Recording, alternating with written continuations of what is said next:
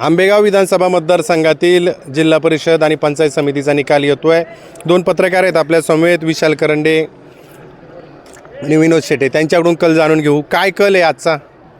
निकाल लागलाय, काय कल आहे? पारगाव जारकरवाडी हा जिल्हा परिषद गट आहे. तिथं विवेक वळसे पाटील हे चांगल्या मताने त्या ठिकाणी विजयी झालेत. खालच्या 2 जागा होत्या ते एका ठिकाणी मशावलीवर होत्या आणि एका ठिकाणी तुतारीवर. पण तुतारीवर ज्या श्वेता डोबळे होत्या त्या विजयी झालेल्या आहेत. परंतु पलीकडच्या बाजूला वाळुंज त्या रोहिणी वाळुंज ह्या पराभूत झाल्यात आणि अंकिता वाळुंज या घड्याळाच्या चिन्हावर विजयी झाल्यात. त्या लढतीकडे रोहिणी वाळुंज निवडून येतील अशी चर्चा होती. देवदत्त निकमांच्या त्या नातेवाईकात असं बोललं जात होतं. हा निकाल पंचायत समितीचा कसा काय बदलला असेल? निकाल बदलायला शेवटी कोणतीही निवडणूक लढत असताना यंत्रणा खूप महत्त्वाची असते आणि ज्याची यंत्रणा चांगल्या पद्धतीने काम करते त्याला विजयाची शक्यता जास्त असते. कुठेतरी रोहिणी वाळुंज यांना जरी जनतेत चर्चा असली तरी थेट लोकांपर्यंत जाणं शेवटच्या टप्प्यात शक्य झालं नाही. अंकिता वाळुंज यांनी आधीच 4-6 महिन्यापासून तयारी सुरू केली होती. गावागावात जाणं, वाडी वस्तीवर जाणं, ह्या सगळ्या गोष्टी त्यांनी केल्यामुळे त्यांना लोकांनी स्वीकारलं असं. श्वेता ढोबळे एक विजयी झाल्यात, तिथं तर काट्याची टक्कर होती, ते कसं झालं? श्वेता डोबळ्यांचं असे 6 गाव होती. मेंगडेवाडी आणि निरगुडसर ही गावं श्वेता आपलं सुनंदा डोबळे यांना त्या ठिकाणी आघाडीवर राहिलेली आहे. परंतु बाकीचा जर 4 गावांचा विचार केला तर मागची विधानसभा पाहता आणि आत्ताची जिल्हा परिषद पाहता त्याचप्रमाणे श्वेता डोबळे यांनी सुद्धा त्या पारगाव गावचे सरपंच झाल्याच्या नंतर गावागावामध्ये त्या ठिकाणी जाऊन आपला संपर्क वाढवला होता. त्यांनाही त्यांच्या संपर्काचा कुठेतरी फायदा झाल्यासारखा या ठिकाणी वाटतोय. काटापूर असेल, शिंगवे असेल किंवा जवळा असेल आणि त्यांचं पारगाव ह्या गावांमध्ये त्यांचा चांगला संपर्क होता. धार्मिक कार्यक्रम असेल किंवा इतर गोष्टी त्या ठिकाणी जाणं येणं होतं आणि त्यामुळं त्यांना त्या ठिकाणी लोकांनी स्वीकारलेलं वाटतंय.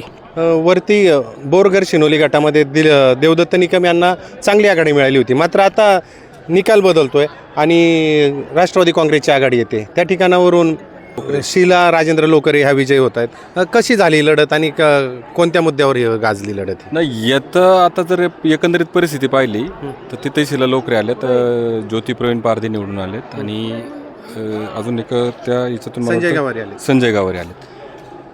एकंदरीत परिस्थिती पाहिली तर ज्यांचे म्हणजे उमेदवार अगोदर घोषित होते. आता सुवर्ण दरेकर यांचा प्रचार जवळजवळ वरच्या गटात. हां, नाही त्या याच्यात जर पाहिलं तर तिथं थोडंसं भारतीय जनता पार्टीचं जो आहे आणि मार्क्सवादी कम्युनिस्ट पार्टी ते थोडंसं कुठंतरी मग स्वीकारलं नाही असं म्हणावं लागेल आता. कारण तिथं वन साईड तिन्ही गटात घड्याळ चांगल्यापैकी चालले.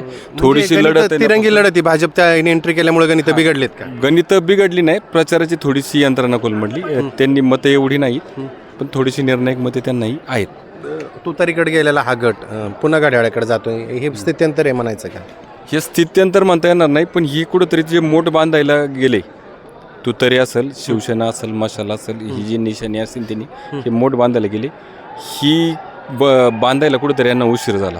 म्हणजे आता प्रीती प्रवीण थोरात जे सीट आहे ते सुरुवातीपासून त्यांचं फायनल होतं, त्याच्यामुळं त्यांची प्रचार नियंत्रण होतं. त्याचं अरुण गिरेंचं सीट फायनल नव्हतं सुरुवातीला, प्रशांत आंबग यांचंही सीट फायनल नव्हतं.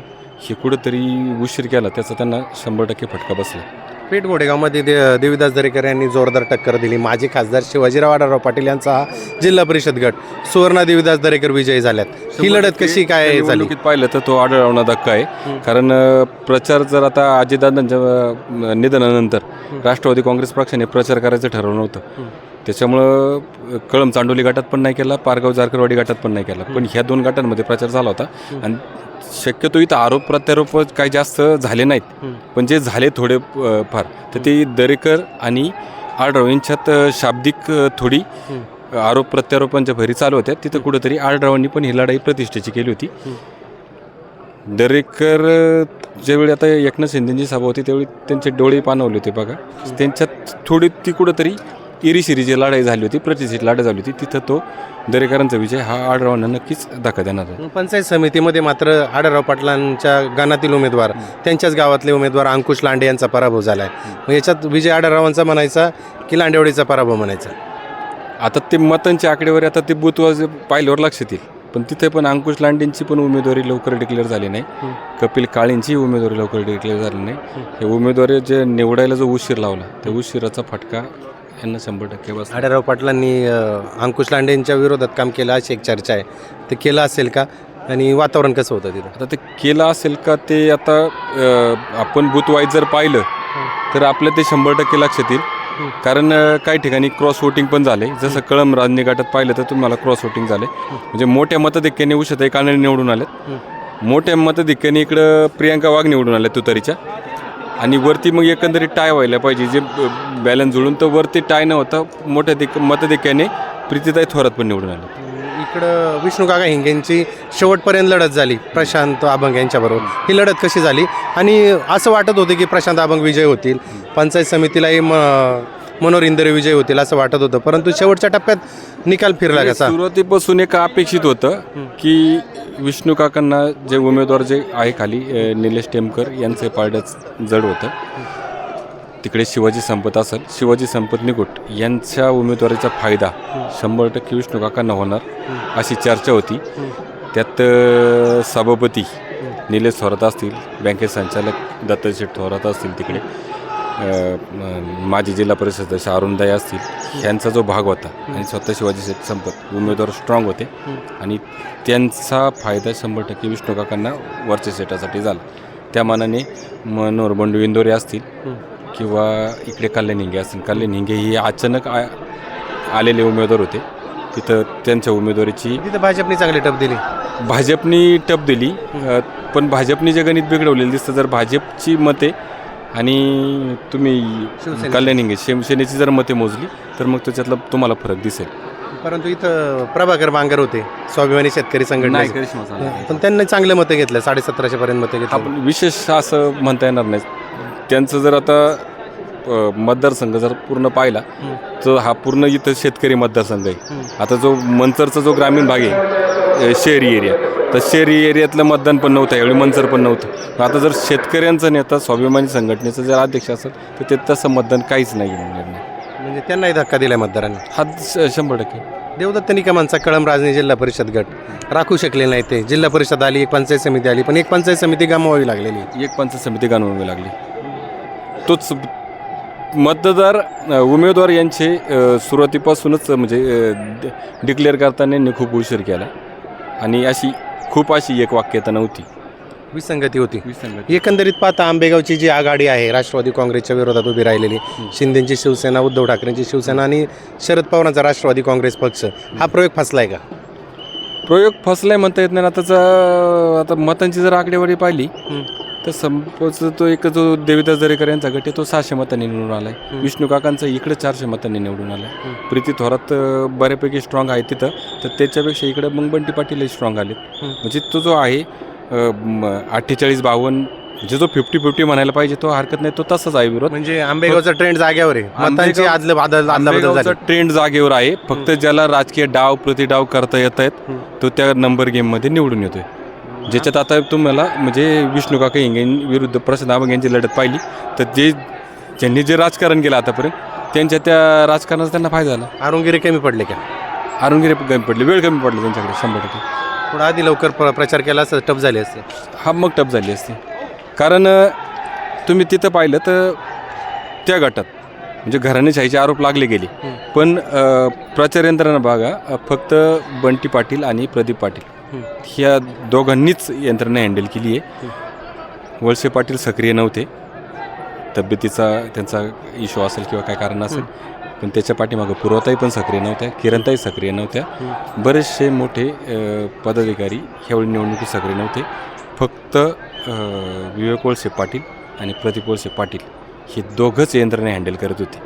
म्हणजे त्यांनी कुठंतरी घराणेशाहीचा धब्बा पुसत स्वतःला 100% त्यांनी सिद्ध केलं इथं.